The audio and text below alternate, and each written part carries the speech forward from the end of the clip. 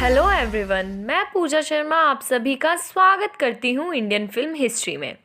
आज हम आपको एक इंडियन लॉ ड्रामा सीरीज़ के बारे में बताने जा रहे हैं जिसका नाम है इल्लीगल, जो कि आप वूट पर देख सकते हैं। दोस्तों, ये एक सीरीज़ है। इसकी कास्ट की बात की जाए तो इसकी कास्ट में लॉयर का किरदार निभा रहे हैं पीयूष मिश्रा जी उर्फ जनार्दन जेटली कम जे।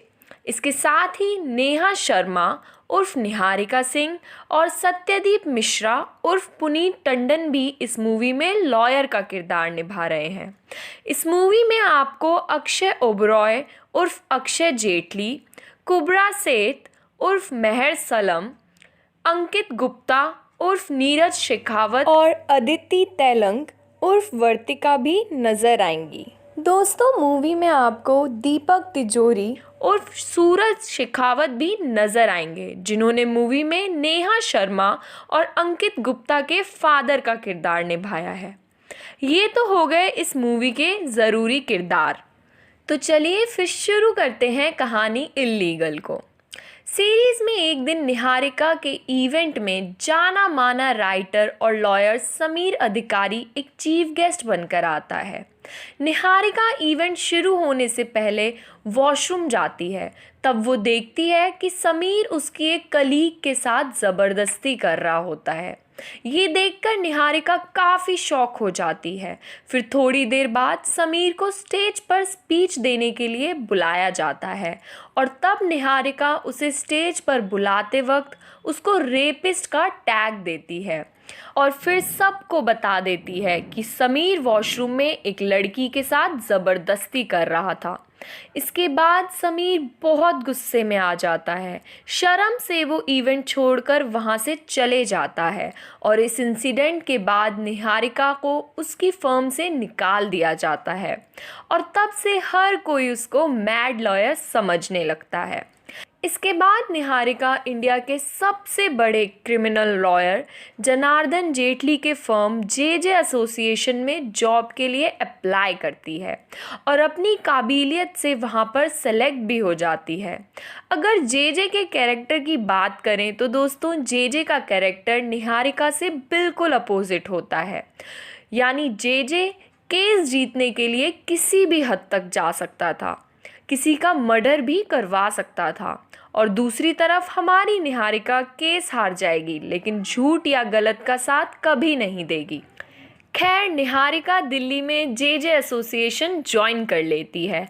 वहाँ उसकी मुलाकात जनार्दन के बड़े बेटे अक्षय जेटली से होती है, जहाँ हमें पता चलता है कि पास्ट में अक्षय और निहारिका दोनों एक रिलेशनशिप में थे और अब अक्षय की शादी किसी और से हो गई है, यानी दोनों अपनी लाइफ में मूव ऑन कर चुके हैं।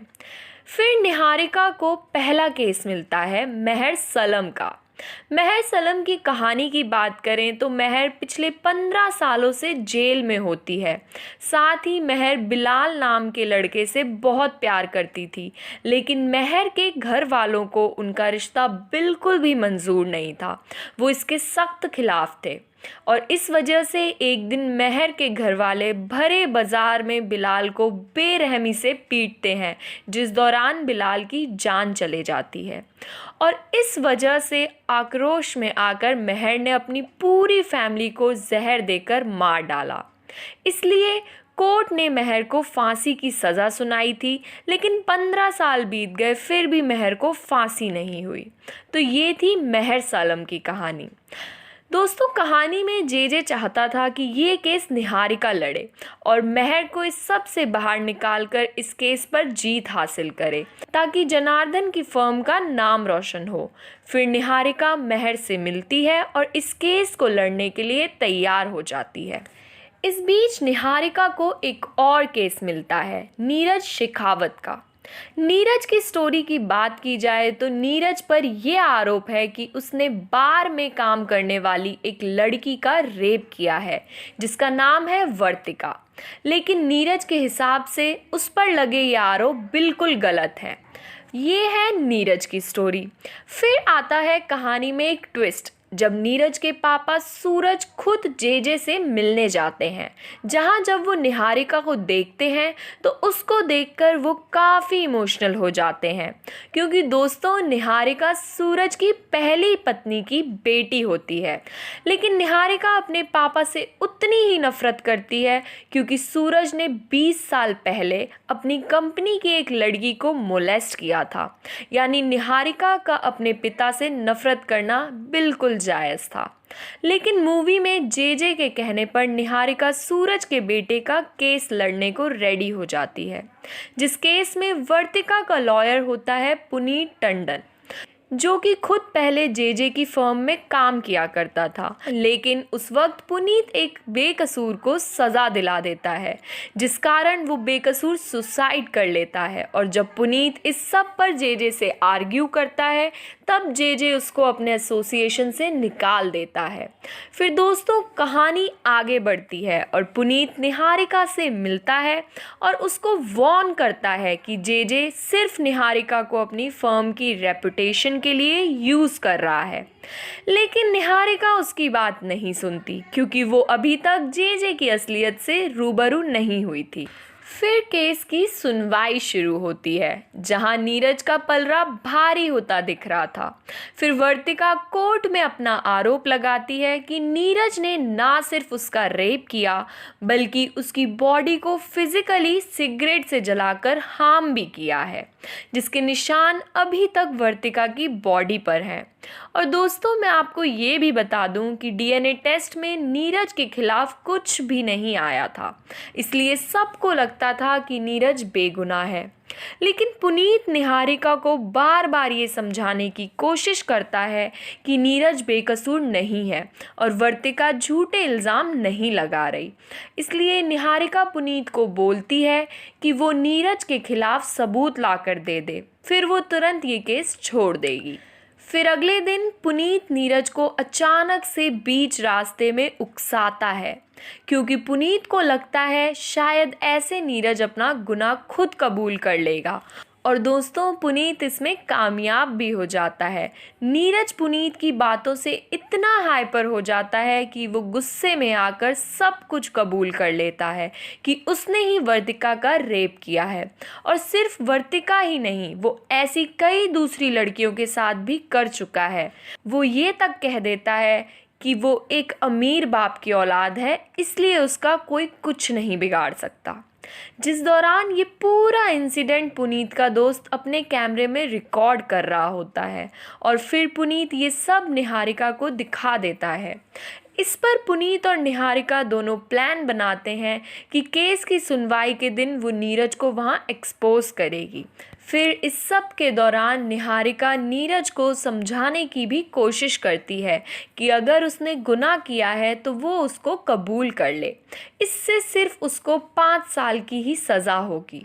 और वो उसको ये तक बोलती है कि अगर ये वीडियो सबके सामने आ गई तो तुम्हें उम्र कैद भी हो सकती है, इसलिए तुम अभी अपना गुनाह कबूल कर लो और बाद में मैं तुम्हें छुड़वा दूंगी। ये सब सुनकर नीरज को लगता है कि अब उसके पास बस यही रास्ता बचा है, इसलिए वो अपना गुनाह कबूल कर लेता है। और जैसे निहारिका ने कहा था वैसा ही होता है, यानी नीरज को 5 साल की सज़ा हो जाती है। लेकिन जब ये सब निहारिका के पापा को पता चलता है तब वो निहारिका को डराते धमकाते हैं कि उसने जो किया बहुत गलत किया।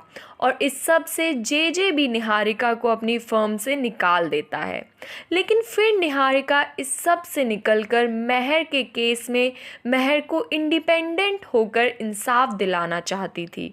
लेकिन दोस्तों इस बार निहारिका के अपोजिट इस केस में खुद जेजे खड़ा होता है, जिस दौरान कोर्ट महर की गवाही सुनना चाहती थी, इसलिए जेल में ही महर की वीडियो रिकॉर्डिंग के ज़रिए महर की दलील सुनी जाती हैं, जिसमें महर अपने सारे आरोप कबूल करती है और कोर्ट से अपनी गलती की माफ़ी मांगते हुए ये रिक्वेस्ट करती है कि उसको उसकी सज़ा दी जाए, यानी जो महर की फांसी की सज़ा थी अब उसको अंजाम दे दिया जाए। लेकिन अगले दिन कोर्ट में पेशी से पहले ही जेल के स्टाफ का एक आदमी मेहर का गला घोंटकर उसको मार देता है और ये सब उस आदमी ने जेजे के कहने पर किया होता है।